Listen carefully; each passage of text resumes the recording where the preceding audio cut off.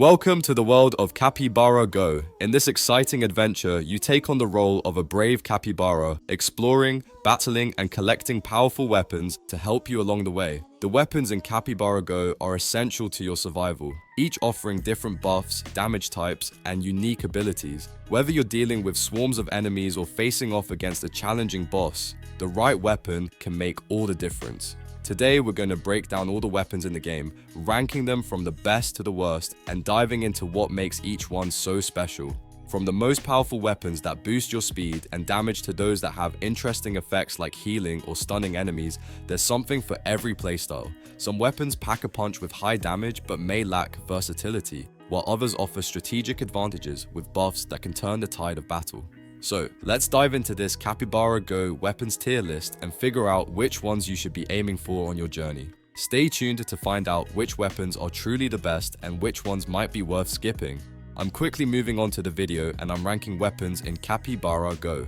Before we start, if you enjoy these types of tier list videos, don't forget to like the video and subscribe. Enjoy watching.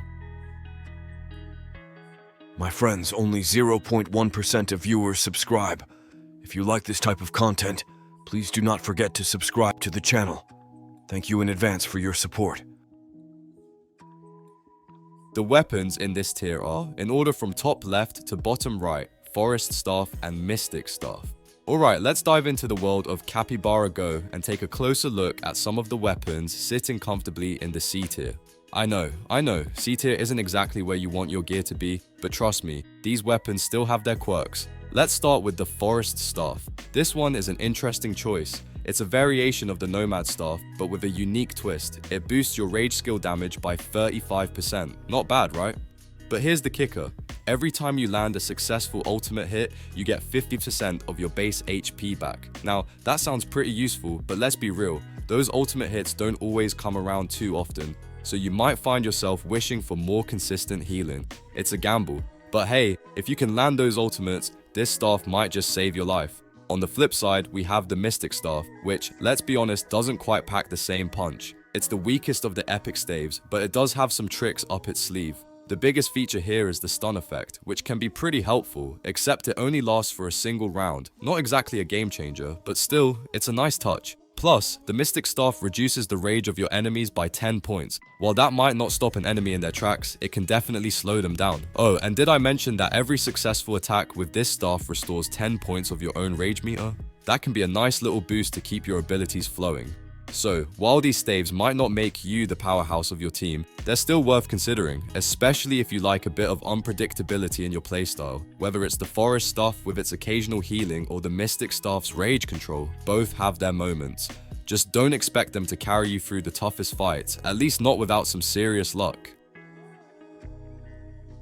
The weapons in this tier are, in order from top left to bottom right, Nomad Bow, Hawkeye Bow, and Nomad Staff. Alright, so you've been hunting down weapons in Capybara Go and you're wondering what the real gems are in the B tier. Well, let's dive into some of the weapons that won't blow your mind but are definitely worth having in your arsenal. These aren't the absolute best, but they'll hold their own in most situations. First up, we've got the Nomad Bow. This weapon hits hard with 3,850 damage, and if you like stacking critical damage, you'll enjoy the way this bow can pile on the hits. Now, Capybara Go doesn't put much emphasis on ranged weapons, but don't let that fool you. The Nomad Bow still offers some solid value. The real kicker here is the rage skill that dishes out 180% attack damage and gives a nice 10% global damage boost.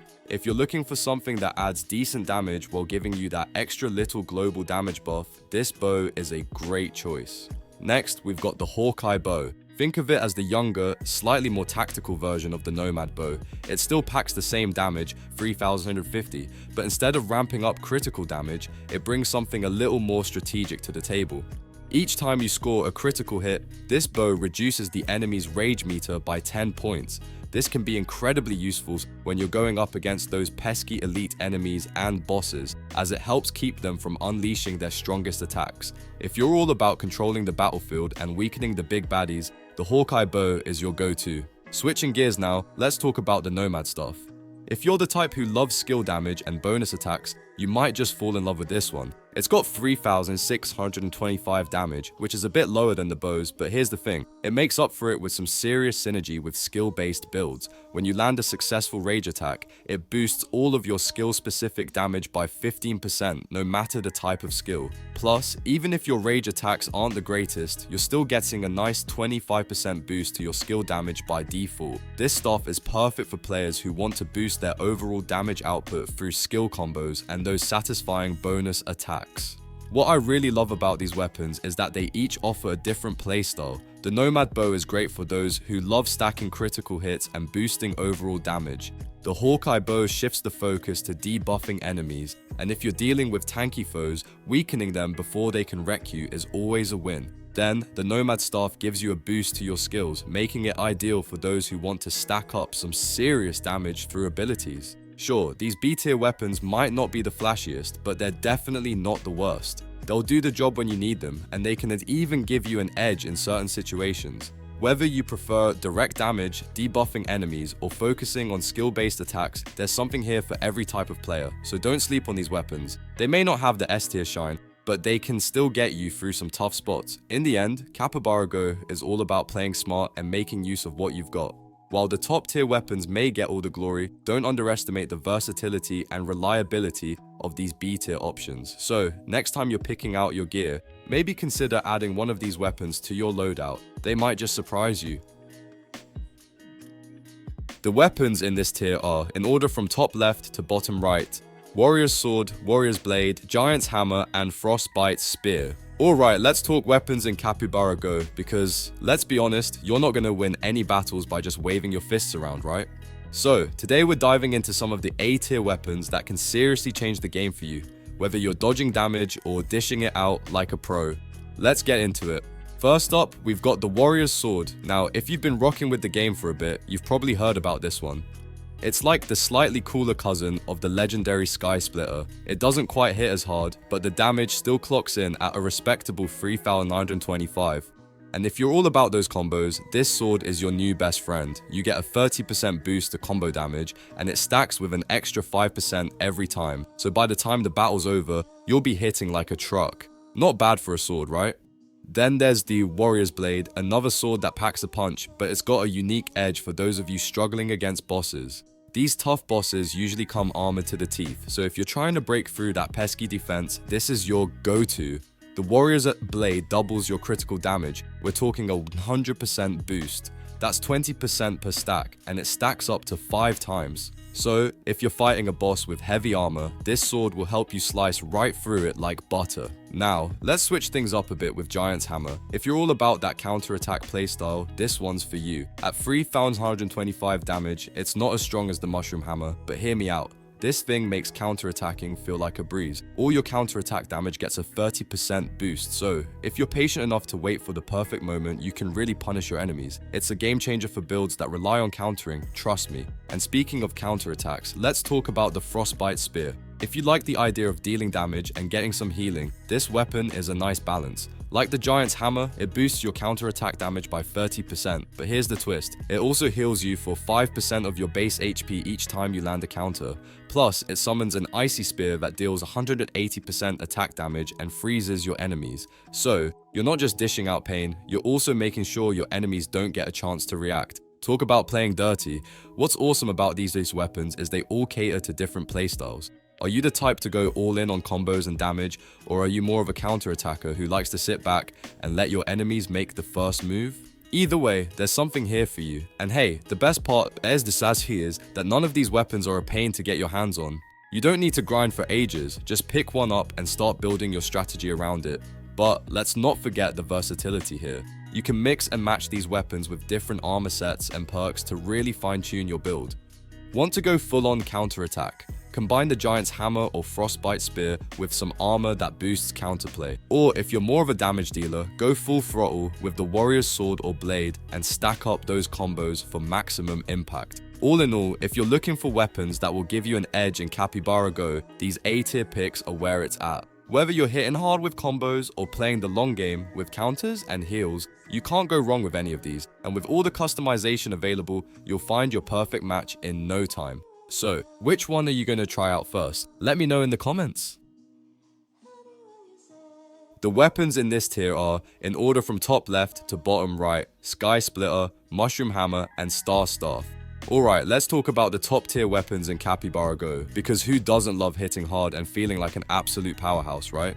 We're diving straight into the S tier weapons that are absolutely game changing and guaranteed to level up your gameplay in all the right ways. Whether you're looking for insane damage, survivability, or something a bit different, these weapons have you covered. Let's break them down.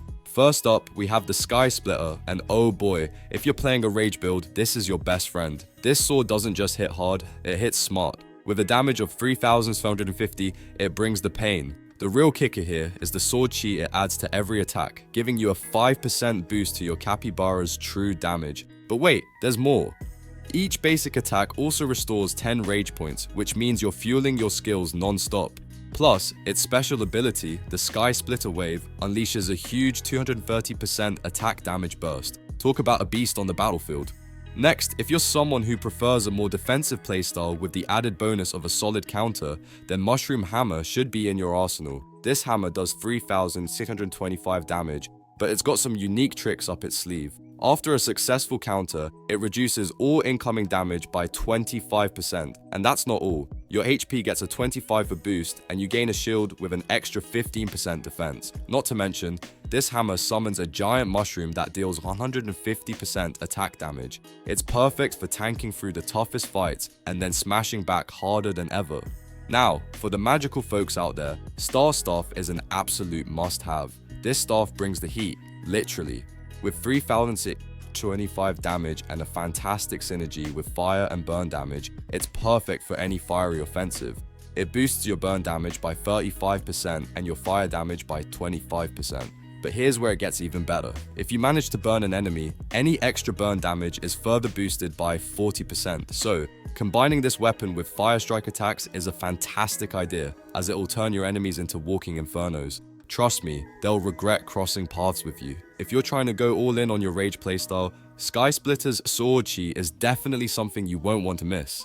I mean, think about it. The more you hit, the stronger your Capybara gets. And with the constant rage restoration, you're basically a never-ending force of destruction. The Sky Splitter Wave just cements its place in S tier, delivering damage like no other weapon. On the other hand, if you like playing smarter and tankier, Mushroom Hammer will keep you in the game longer with that sweet defense buff. Plus, that mushroom summon just feels like the cherry on top, bringing the total package to the table, all while you stand tall with extra health and defense. Mushroom Hammer definitely makes you feel like you can take on anything and dish out punishment. So, to sum it up, these S tier weapons in Capybara Go aren't just for looks. They're all about efficiency, power, and unique abilities that make them stand head and shoulders above the rest. Whether you're rage bombing with Sky Splitter, tanking with Mushroom Hammer, or setting your foes on fire with Star Staff, you're guaranteed to have the upper hand in every battle. So, which one will you be wielding in your next fight? The video ends here. See you in another video. Don't forget to subscribe.